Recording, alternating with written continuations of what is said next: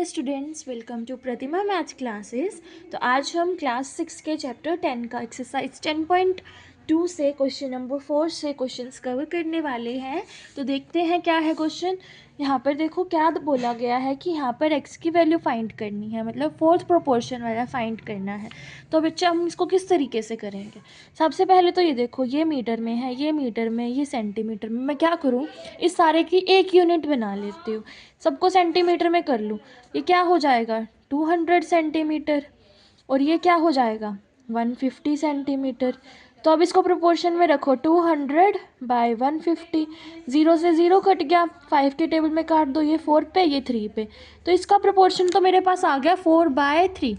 इस प्रोपोर्शन को मैं कैसे लिख सकती हूँ, 3/x इस तरीके से लिख सकती हूँ। अब कर दो solve, 4 into x cross multiply करके 3 इंटू 3, यहाँ 9 आ जाएगा, यहाँ 4 into x, x is equals to 9/4। अब काट दो 9 को 4 के टेबल पे, देखो 4 मतलब डिवाइड कर देते हैं ना बच्चे, 4 2 ज़ा 8, यहाँ पर 1 बचा, 0 ले लो, पॉइंट लग जाएगा, 4 2 ज़ा 8, फिर 2 निकलेगा नीचे, 0.5, कितने रुपीज़ 2.25। एक्स की वैल्यू आ गई, ये हमारा क्या हो जाएगा आंसर। अब नेक्स्ट पार्ट देखो बच्चे, 0.5 divide by 0.05 equals to 0.005 divide by x. अब मैं क्या करूं, इसका पॉइंट हटाने के लिए तो नीचे मल्टीप्लाई कर दूंगी 10 से, इसका पॉइंट हटाने के लिए ऊपर मल्टीप्लाई कर दूंगी 100 से। ठीक है, तो यहाँ से एक 0 से एक 0 कट गया, तो 50/5, 5 से 50 कट जाएगा 10 पर।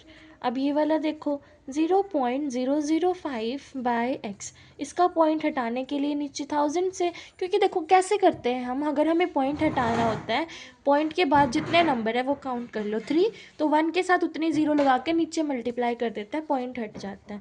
5/1000 और यहाँ 10 था। ठीक है, तो अब इसको इस साइड ले जाऊँ मैं, 1 2 3 4 जीरोज़ लग जाएंगे, इक्वल्स टू 5, मुझे सिर्फ एक्स चाहिए। 5/10,000। अब देखो 1 2 3 4 नंबर छोड़ के लगानी है हमें पॉइंट, तो 0.0005 ये हमारी एक्स की वैल्यू आ जाएगी, ये हमारा आंसर हो जाएगा।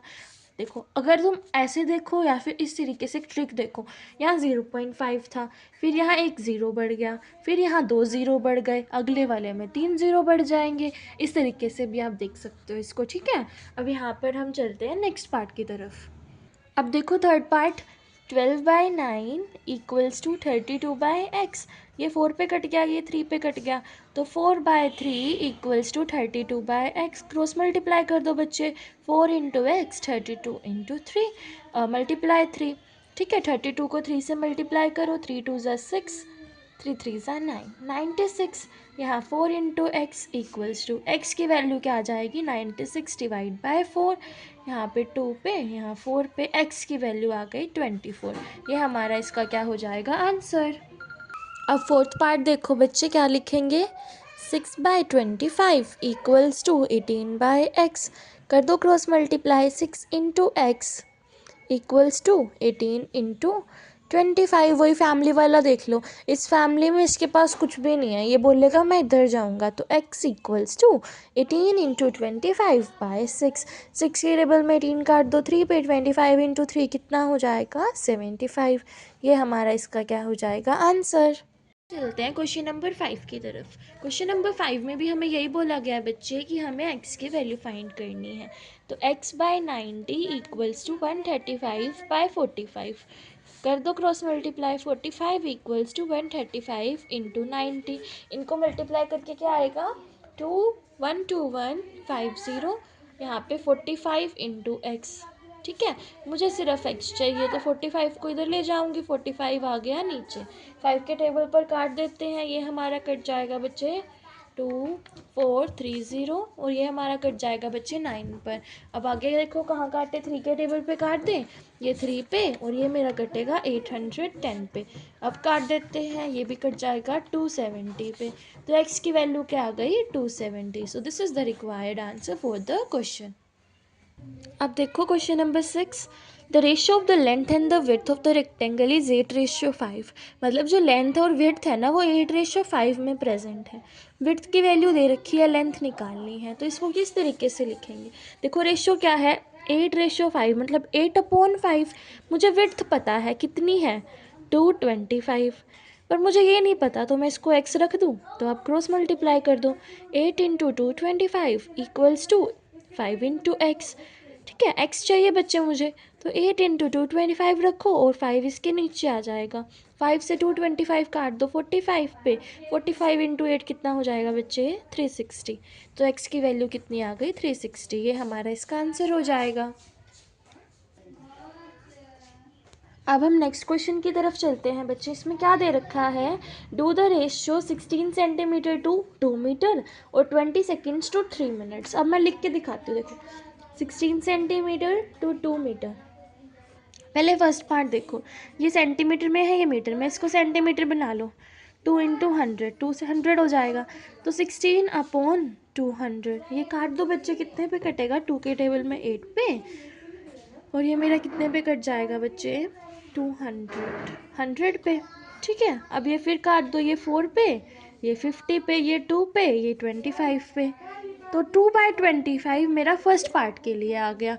अब नेक्स्ट पार्ट के लिए देखो, नेक्स्ट पार्ट में मेरा दे रखा है 20 seconds to 3 minutes. 20 second to 3 minute. तो अब मैं इसको भी सेकेंड बना लूँ, तो 3 × 60 180 सेकेंड्स हो जाएगा।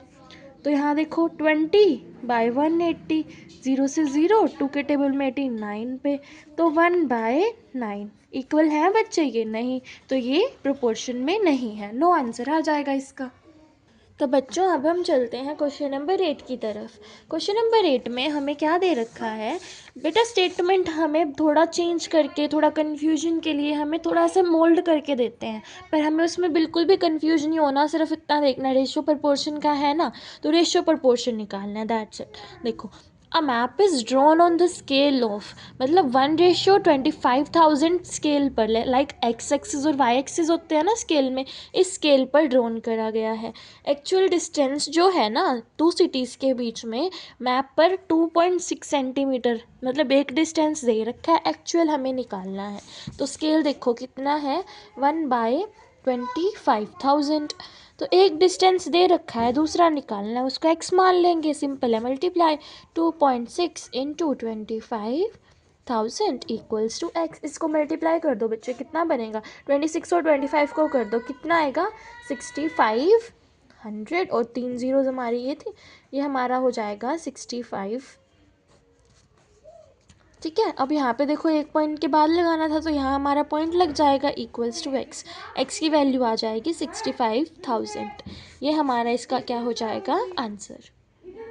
अब हम चलते हैं क्वेश्चन नंबर 9 पे। देखो क्वेश्चन नंबर 9 में हमें क्या बोला गया है कि एक VCR है, वो लेके आए तो ₹5500 का, और उसे 6500 में बेच दिया गया। ठीक है, तो रेशियो निकालना है प्राइस का और जिस पे उसे बेचा गया है, जिस पे ख़रीदा था और जिस पे बेचा गया है। तो क्या आ जाएगा, ऊपर ख़रीदने वाला और नीचे बेचने वाला। तो 5500 डिवाइड बाय 6500, 0 से 0 कट, 5 के टेबल में ये 11 पे, ये 13 पे, रेशो क्या आ गया 11:13। ये हमारा इसका आंसर हो जाएगा। बच्चा अब हम इसके सेकेंड पार्ट पर चलते हैं। उसमें क्या बोला गया है कि एक टीवी लेकर आए 7000 का और उसे 8400 में बेच दिया गया। तो पंकज ने क्या बोला कि जोन सा बाइंग प्राइस टीवी का और सेलिंग प्राइस VCR टीवी दोनों का है ना, वो सेम है। क्या ये सही बोल रहा है? अगर सही है तो हमें अपना, अगर सही नहीं है तो आंसर जस्टिफाई करना है कि क्यों सही नहीं है। तो हम क्या करें, सबसे पहले तो रेशियो निकाल लेते हैं। क्या आएगा 7000/8400, 0 से 0 काट दो, 7 के टेबल में ये 10 पे कट जाएगा बच्चे हमारा, ये कट जाएगा 12 पे, ये 2 के टेबल में 5 पे, ये 6 पे। तो ये तो आ गया मेरा 5:6, और ये आया था 11:13। तो दोनों सेम है? नो। तो मतलब जो उसने टीवी और VCR है ना, उनका सेलिंग प्राइस और बाइंग प्राइस का जो रेशियो है वो सेम नहीं है। यहाँ पर हमारी 10.2 भी कंप्लीट होती है। अब नेक्स्ट एक्सरसाइज को हम नेक्स्ट वीडियो में कवर करेंगे। अगर आपको कोई भी डाउट है इससे related, you can let me know in the comment section. Like the video.